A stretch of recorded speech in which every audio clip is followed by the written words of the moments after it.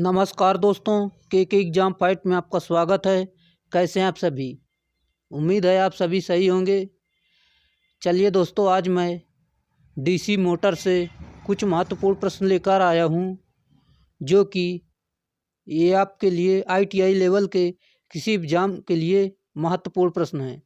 जैसा कि राजस्थान विद्युत विभाग से आई हुई भर्ती और यूपीपीसीएल, टीजी2, एनपीसीआईएल आदि के लिए महत्वपूर्ण प्रश्न होंगे।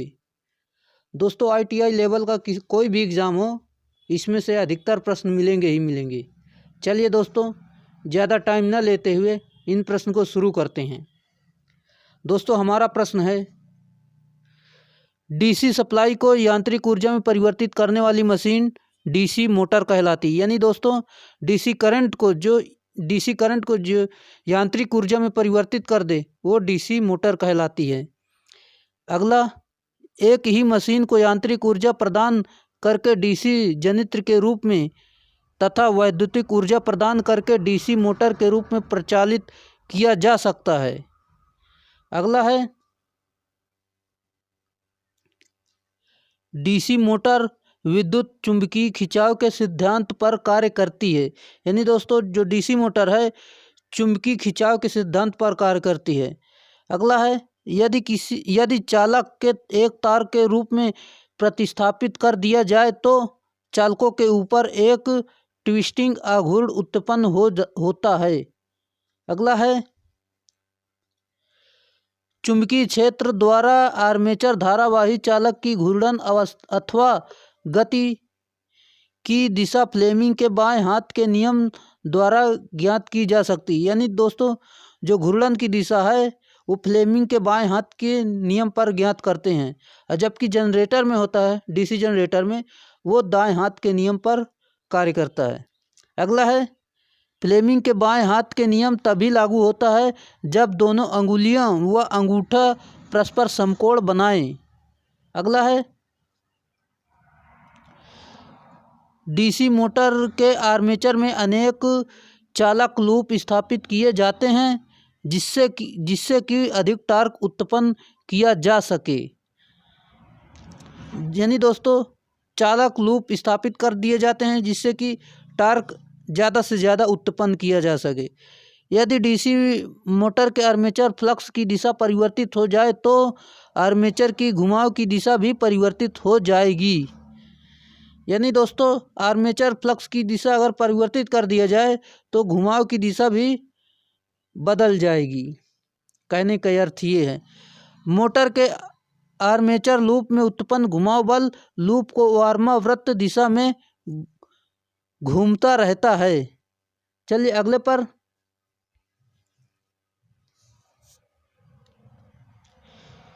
डीसी मोटर का आर्मेचर जैसे ही घूर्णन करना प्रारंभ करता है, वह फील्ड पोल्स द्वारा स्थापित चुंबकीय फ्लक्स का छेदन करने लगता है। यानी दोस्तों, जैसा कि घूमना प्रारंभ करता है, वह फील्ड पोल्स हैं, उसमें चुंबकीय फ्लक्स का छेदन करने लगता है। बैक ईएमएफ को काउंटर ईएमएफ भी कहते हैं। यानी दोस्तों, बैक ईएमएफ जो है उसे काउंटर ईएमएफ भी कहते हैं, जिसकी दिशा फ्लेमिंग के दाएं हाथ के नियम से ज्ञात की जाती है। अगला है, वेव वाउंड आर्मेचर के लिए A=2 यानी A=O तथा लैप वाउंड आर्मेचर के लिए A=P यानी समांतर पथों की संख्या और पोल्स की संख्या बराबर होती है, जहां की A आर्मेचर वाइंडिंग में समांतर पथों की संख्या है। अगला, डीसी मोटर पर आरोपित विद्युत वाहक बल तथा बैक ईएमएफ में निम्न संबंध ज्ञात होता है। जैसा कि आप देख रहे हैं, बैक ईएमएफ ईबी बराबर आरोपित विद्युत वाहक बल minus armature voltage drop IA यानी आर्मेचर धारा इंटू आर्मेचर प्रतिरोध। ये आपका फार्मूला है। अगला प्रश्न, डीसी मोटर की किसी एक अक्ष रेखा पर लगाया जाने वाला घुमाव टार्क कहलाता है। डीसी मोटर द्वारा उत्पन्न अश्व शक्ति को bhp में ज्ञात किया जाता है, जिसका सूत्र है, यानी bhp का मतलब ब्रेक हार्स पावर होता है, इसका फुल फॉर्म bhp बराबर 2 पाई गुणे टार्क गुणे घूर्णन गति अपान 60 गुणे 735.5। अगला, आर्मेचर धारा द्वारा उत्पन्न टार्क का कुछ अंश हिस्टैरिक क्षति के कारण नष्ट हो जाता है। अगले पर चलते हैं। डीसी मोटर की गति बैक ईएमएफ के अनुक्रमानुपाती तथा फील्ड फ्लक्स के व्युत्क्रमानुपाती होती है। कहने का अर्थ यह है दोस्तों कि बैक ईएमएफ जो है वो अनुक्रमानुपाती तथा फील्ड फ्लक्स के व्युत्क्रमानुपाती होती है। अगला है, डीसी सीरीज मोटर में फील्ड वाइंडिंग आर्मेचर के श्रेणी क्रम में संयोजित किया जाता है। जो सीरीज वाइंडिंग है दोस्तों वो आर्मेचर के श्रेणी क्रम में जोड़ा जाता है, जबकि जो शंट वाइंडिंग होती है वो आर्मेचर के समांतर क्रम में जोड़ी जाती है। अगला है, डीसी सीरीज मोटर में कम लोड पर टार्क का मान भी कम होता है, क्योंकि आर्मेचर धारा तथा फील्ड फ्लक्स का मान निम्न रहता है। अगला है,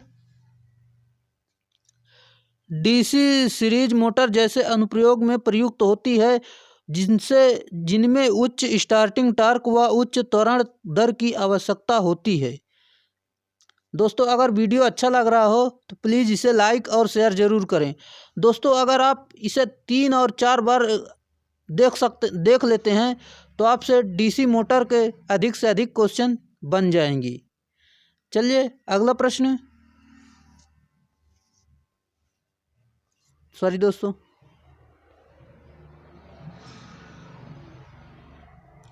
अगला प्रश्न है दोस्तों, डीसी सीरीज मोटर को लोड रहित अवस्था में नहीं चलाना चाहिए, क्योंकि लोड रहित अवस्था में मोटर की गति बहुत अधिक बढ़ जाती है।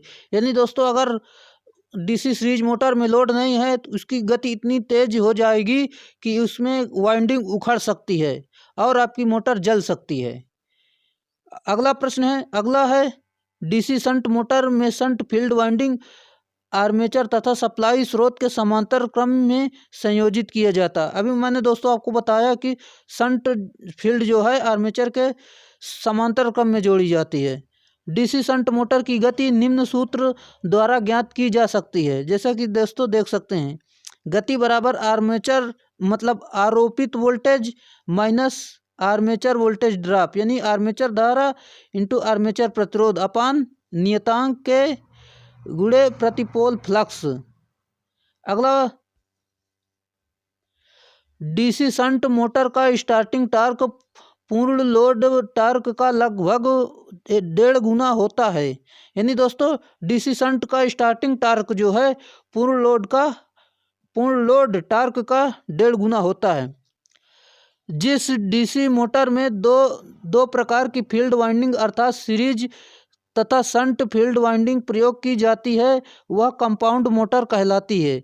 यानी दोस्तों फील्ड वाइंडिंग सीरीज तथा शंट फील्ड वाइंडिंग का प्रयोग किया जाता है, जिसमें सीरीज भी वाइंडिंग हो और शंट भी वाइंडिंग हो, वो कंपाउंड मोटर कहलाती है। अगला है,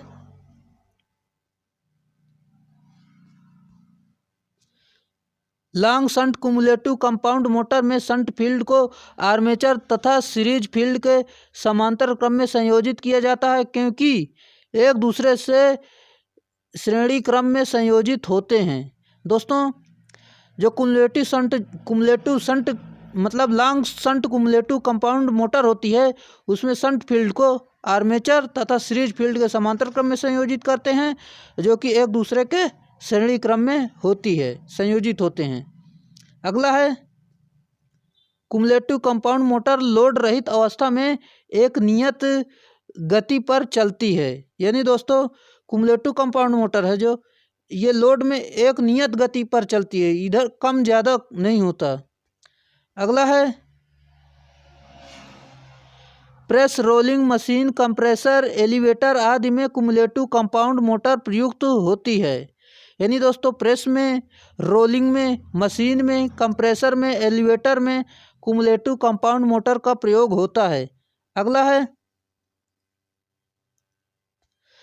डिफरेंशियल कंपाउंड मोटर की लोड धारा में वृद्धि के साथ साथ मोटर के टार्क में भी वृद्धि होती है। यानी दोस्तों डिफरेंशियल कंपाउंड मोटर जो है उसमें वृद्धि के साथ साथ मोटर के टार्क में भी वृद्धि होती है।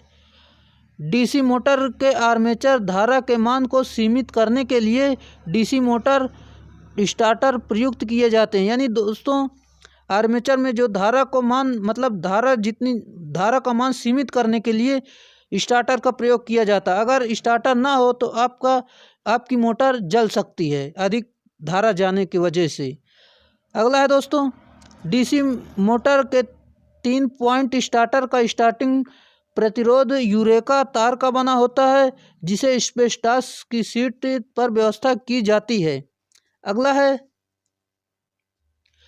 4 पॉइंट स्टार्टर उन शंट अथवा कंपाउंड मोटरों को स्टार्ट करने के लिए प्रयोग किए जाते हैं जिनमें अधिक गति परिवर्तन आवश्यक होता है। यानी दोस्तों 4 पॉइंट जो स्टार्टर है वह शंट और कंपाउंड मोटर के लिए प्रयोग किया जाता है। कहने का अर्थ ये है क्योंकि इसमें ज़्यादा अधिक परिवर्तन करना होता है।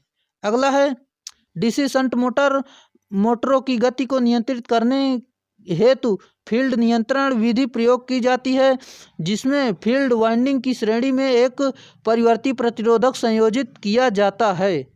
अगला है दोस्तों डीसी सीरीज मोटरों की गति नियंत्रित करने हेतु आर्मेचर डाइवर्टर नियंत्रण विधि, फील्ड डाइवर्टर नियंत्रण विधि, फील्ड टैपिंग नियंत्रण विधि, वार्ड लियोनार्ड विधि नियंत्रण विधि आदि प्रयोग किए जाते हैं। यानी डीसी सीरीज मोटर की जो गति नियंत्रण होती है उसमें से दोस्तों डाइवर्टर लगाकर नियंत्रण विधि कर सकते हैं, फील्ड डाइवर्टर नियंत्रण विधि और फील्ड टैपिंग नियंत्रण विधि, वार्ड लियोनार्ड विधि गति नियंत्रित विधि का प्रयोग किया जाता है। अगला है डीसी मोटरों में ताम्र छतियां आर्मेचर तथा फील्ड वाइंडिंग के प्रतिरोध एवं कार्बन ब्रश के संपर्क प्रतिरोध के कारण उत्पन्न होती हैं। यानी दोस्तों डीसी मोटर में जो ताम्र हानियाँ आर्मेचर तथा फील्ड वाइंडिंग प्रतिरोध एवं कार्बन ब्रशों के संपर्क प्रतिरोध के कारण उत्पन्न होती हैं।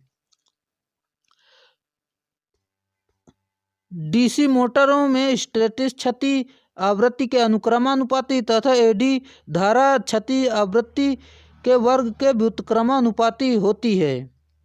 अगला है दोस्तों डीसी मोटर द्वारा उत्पन्न यांत्रिक शक्ति और उसे प्रदान की गई वैद्युतिक शक्ति का अनुपात मोटर की दक्षता कहलाती है। दोस्तों वीडियो कैसा लगा? अगर वीडियो अच्छा लगा हो तो प्लीज़ इसे लाइक और शेयर ज़रूर करें।